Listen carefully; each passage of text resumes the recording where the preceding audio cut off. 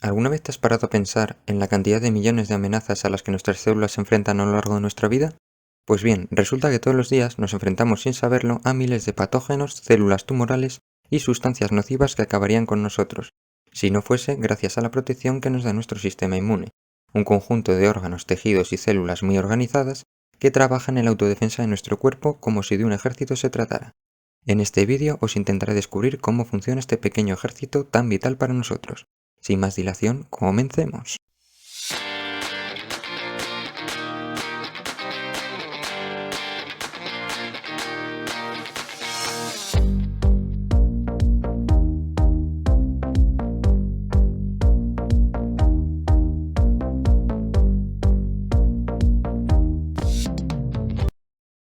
Al igual que de si un ejército se tratara, las distintas células del sistema inmune se coordinan y se encargan de tareas muy específicas para hacer frente a las distintas amenazas, bien sea que ésta provenga del exterior o del interior de nuestro propio cuerpo. De esta manera, organizan una serie de barreras o niveles de defensa relacionados entre sí y que permiten eliminar el peligro. Una vez han sido superadas las barreras físicas que son los epitelios, como la piel o las mucosas, el siguiente nivel de defensa lo constituyen las células inmunes. A grandes rasgos podemos encontrar dos grandes grupos de células del sistema inmune, pudiendo hablar de células de origen linfoide y células de origen mieloide. Dentro de las primeras encontramos a los conocidos linfocitos T y B, pero también a otros tipos como las células natural killer o asesinas naturales, también conocidas como células NK, o a las células dendríticas plasmacitoides. Por otra parte, las células de origen mieloide corresponden al resto de células del sistema inmune, como macrófagos, eosinófilos, basófilos, neutrófilos, células dendríticas mieloides, etc. Una vez sabido esto, pasamos a describir cada tipo de célula y sus funciones. Para ello, vamos a centrarnos en un supuesto escenario de lucha frente a patógenos que han atravesado la piel. Como ocurre en todo buen ejército, uno de sus papeles fundamentales consiste en identificar las amenazas. De ello se encargan las células apostadas en los tejidos como centinelas, siempre pendientes de detectar cualquier amenaza y listas para dar la voz de alarma. Dos tipos de células encargadas de esto son las células dendríticas y los mastocitos, que utilizan estrategias diferentes para alertar al resto del ejército de células. Las células dendríticas se encargan de capturar e ingerir la amenaza, triturarla para obtener antígenos aislados, es decir, moléculas reconocibles por el sistema inmune frente a las cuales responde, y migrar hasta el órgano linfoide secundario más cercano, que viene a ser una especie de puesto de avanzada repleto de células del sistema inmune. Una vez allí, presenta a los linfocitos T los antígenos del patógeno que ha conseguido de cara a activarlo y que éste salga del órgano linfoide en busca de la amenaza para eliminarla. En cambio, el papel de los mastocitos consiste en señalizar la localización de la amenaza y generar un gran efecto llamada de otras células del sistema inmune para que acudan allí a combatirla. Esto lo consiguen liberando gran cantidad de sustancias que almacenaban en su interior, como es la histamina, que promueve la inflamación.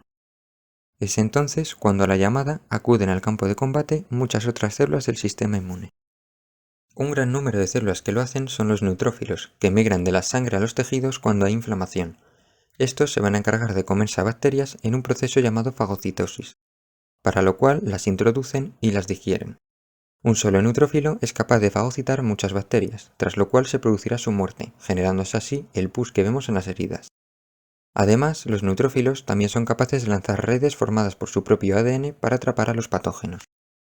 Otra de las células que responden a la llamada son los monocitos, que se encuentran en sangre y al migrar hacia los tejidos se convierten en macrófagos. Estas células se encargan de fagocitar todo lo extraño que encuentren, tanto desechos como bacterias. Una vez fagocitadas, al igual que las células dendríticas, pueden servir como células presentadoras de antígenos y presentar antígenos para que los reconozcan los linfocitos T. Además, los macrófagos pueden secretar sustancias que pueden promover una mayor inflamación en la zona afectada, o también promover la regeneración del tejido. Otras células mieloides que acuden son los basófilos y los eosinófilos. Los basófilos atacan a la amenaza liberando el contenido de sus gránulos. En cuanto a los eosinófilos, también liberan el contenido de sus gránulos sobre las amenazas, pero, a diferencia de los basófilos, suelen ser los encargados de responder contra patógenos que no se pueden fagocitar, como helmintos parásitos o hifas de hongos. Por último, pero no menos importante, entran en juego los linfocitos T y los linfocitos B. Si bien tardan en responder más que el resto de componentes de este ejército celular, constituyen la élite de este ejército, ya que cuando atacan son muy efectivas al responder de una manera antígeno específica. Es decir, reconocen específicamente a ese patógeno por sus antígenos, y se especializan en acabar con él en concreto. Para ello siguen estrategias distintas. En el caso de los linfocitos T, como ya hemos mencionado antes, se encuentran en gran número esperando en los órganos linfoides secundarios a que una célula presentadora de antígenos, o célula APC, les presente el antígeno que reconocen y frente al cual son específicos. Cuando esto ocurre, estas células se activan y sufren un gran número de divisiones, proceso conocido como expansión clonal, ya que a partir de una sola célula, ésta se clona para dar lugar entre 1000 y 1.000.000 de células. De esta manera, acuden en gran cantidad a la zona afectada. Dependiendo del subtipo de células T que sean, cumplirán dos funciones distintas. Los linfocitos T cooperadores, o TH por sus siglas en inglés, se encargarán de organizar la respuesta inmune a través de citocinas que producen, cooperando así con otras células del sistema inmune. Se encargarán, por tanto, de reclutar a otras células inmunes hacia la zona de la amenaza, de activarlas y de amplificar las respuestas inmunes. Por su parte, los linfocitos T citotóxicos se encargarán de eliminar a las células propias que han sido infectadas, evitando que los patógenos las aprovechen para ocultarse o para crear más patógenos. En el caso de los linfocitos B, estos son capaces de reconocer un antígeno sin necesidad de presentación por una célula presentadora de antígenos. No obstante, para su maduración y expansión sí necesitan de la ayuda de linfocitos T cooperadores. Una vez activadas, se expanden clonalmente al igual que los linfocitos T. Sin embargo, a diferencia de ellos, se van a encargar de producir y liberar una gran cantidad de anticuerpos. Los anticuerpos son proteínas liberadas por los linfocitos B que poseen una parte muy específica de unión al antígeno del patógeno. Por ello, cuando se encuentran con él, se van a quedar enganchados con gran afinidad alrededor del patógeno. Una vez unidos a él, entorpecen su actividad a la vez que lo señalan para que lo ataquen las células del sistema inmune. En este sentido, los linfocitos B vendrían a ser como pequeñas fábricas de misiles dirigidos. Cabe destacar que existen distintos tipos de anticuerpos, con distintas funciones y radios de alcance, aunque esto sería un tema para otro vídeo entero. Además de todo lo mencionado, existen otros muchos medios de defensa en nuestro cuerpo, como lo pueden ser toda la serie de elementos solubles que se encuentran circulando por el sistema sanguíneo y que actúan como si de minas se tratasen. Este es el caso de las proteínas que forman parte del complemento, que en caso de detectar una amenaza, se unen a ella e intentan perforar su membrana, causando su muerte al perder hacia el exterior a través de estos poros diversos elementos vitales.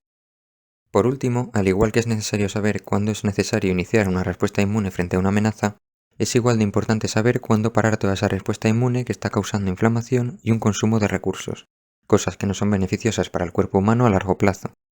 De esta función se encargan los linfocitos T cooperadores y reguladores, pero también otras células como las MDSC, células especializadas en suprimir las respuestas inmunes. Si la médula ósea, origen de las células del sistema inmune, recibe un estímulo de citocinas proinflamatorias de manera prolongada, las células madre que deben producir células mieloides empezarán a producir estas MDSC, de cara a que inhiban al resto de células inmunes y detengan de esta manera las respuestas inmunes crónicas. Para acabar, es necesario mencionar que esto es un único escenario frente a patógenos. Sin embargo, existen multitud de otras situaciones en las que el grado de participación de las distintas células del sistema inmune varía.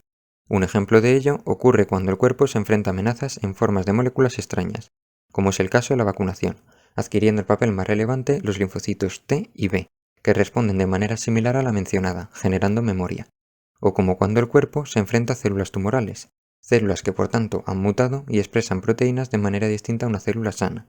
En este caso, el papel más relevante lo jugarían los linfocitos, destacando el papel de los linfocitos NK mencionados, que constantemente buscan y eliminan células tumorales, salvándonos todos los días de la aparición de tumores. Otro ejemplo vendría dado cuando una persona se hace un tatuaje, en cuyo caso el papel más relevante lo juegan los macrófagos, que actúan fagocitando las moléculas de tinta, y que tras morir en el proceso quedan acumulados debajo de la piel, haciendo el tatuaje algo permanente.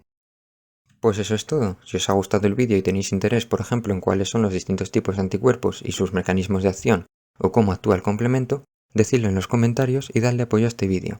Además, si tenéis curiosidad y queréis saber más sobre el tema, os dejo varios links en la descripción para que los podáis consultar, así como las referencias usadas para crear este vídeo. Si te ha gustado el vídeo, dale like, compártelo y suscríbete para ver más contenido del estilo y ayudar a crecer a este canal. Y recordad que siempre podréis comentar y hacer sugerencias en los comentarios. Sin más, hasta luego.